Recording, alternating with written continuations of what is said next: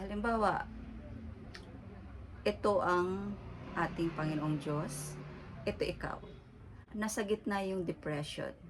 Anong mangyayari? Pag na-depress ka, di ba, syempre, lalayo at lalayo at lalayo ka sa Panginoong Diyos. Pero, i-take away mo yung depression. Eto ka na. Di ba, malapit ka na sa Panginoong Diyos.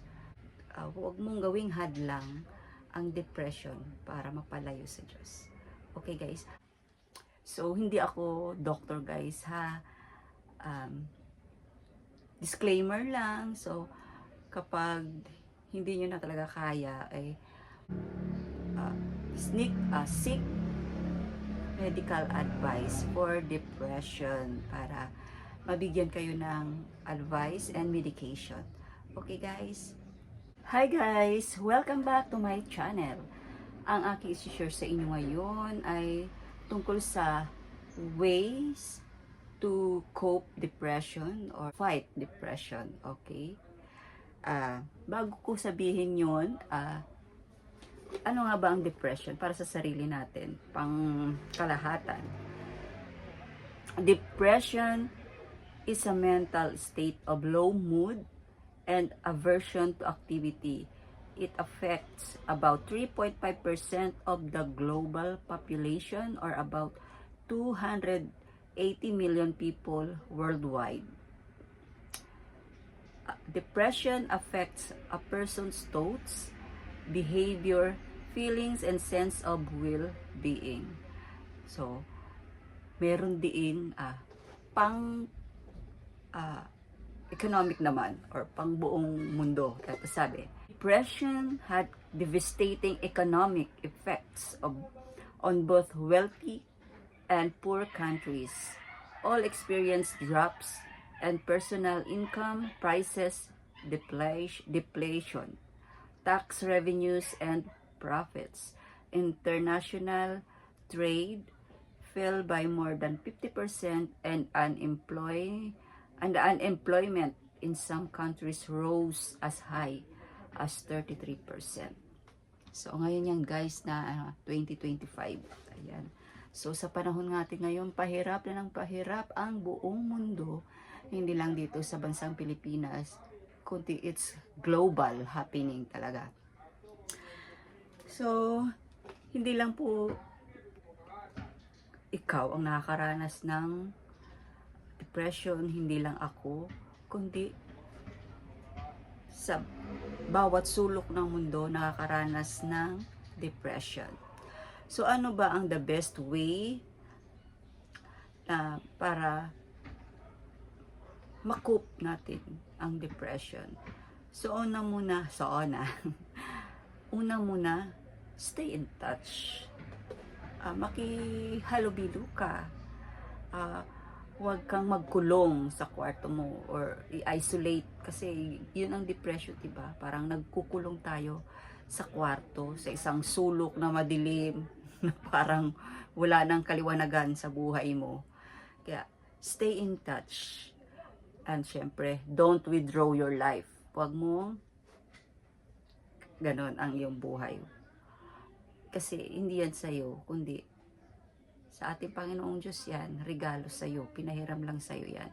Kaya, don't ever withdraw your life. Next, be more active. Take up some exercise. Ayan, makakatulong po yan sa ating katawan, sa ating isip, ang pag-exercise, kung ano mang ang inyong sasalihang Zumba, aerobics, running, jogging, yan. Maging active po tayo para ma-lessen ang ating mga depression na nararanasan or nararamdaman. Next ay face your fears. Don't avoid the things you find difficult. So, harapin mo yung takot mo. Kasi ganun talaga ang depression. Pwede kang magtanong sa Panginoon, bakit? Pwede kang magtanong. At pwede mo rin iiyak sa Diyos. Basta, iiyak mo lang yan sa Diyos. Huwag na huwag mong kikitilin ang buhay mo. harapin mo ang iyong uh, difficult, yung nararanasan mong matindi na pagsubok. Kasi ganyan talaga. Ako, naranasan ko rin yan. Pero, by God's grace, I'm free from the depression. Napagtagumpayan ko. Next ay eat good food or a healthy habits.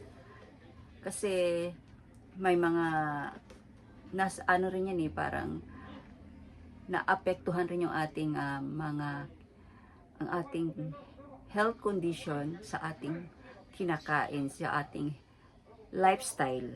Kaya kailangan ang kainin natin is mga healthy food. Kasi 'di ba may yung mga sa panahon ngayon marami ng mga ano ba 'yun tawag?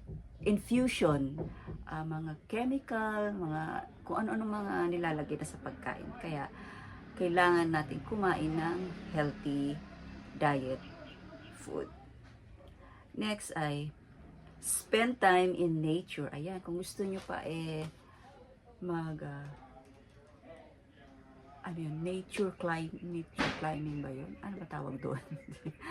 Mag hiking, makyat ng bundok, basta o pumunta man saan mag-camping, basta about nature, beach, ayan, damahin nyo at pagmasdan ninyo ang ginawa ng Panginoong Diyos na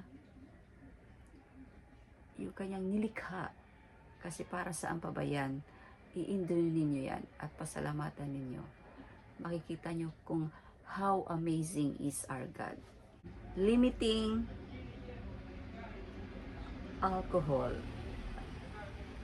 Kasi ang pag-inom din ng alak, guys. Kasi di ba yung iba dinadaan sa pag-inom, pero isipin din natin na ang pag-inom ng alak ay walang mabubuting maidudulot, kundi ano lang yan parang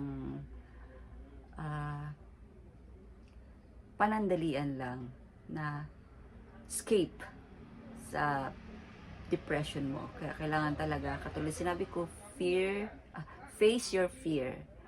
And next ay yung drugs na iniinom, tinitake.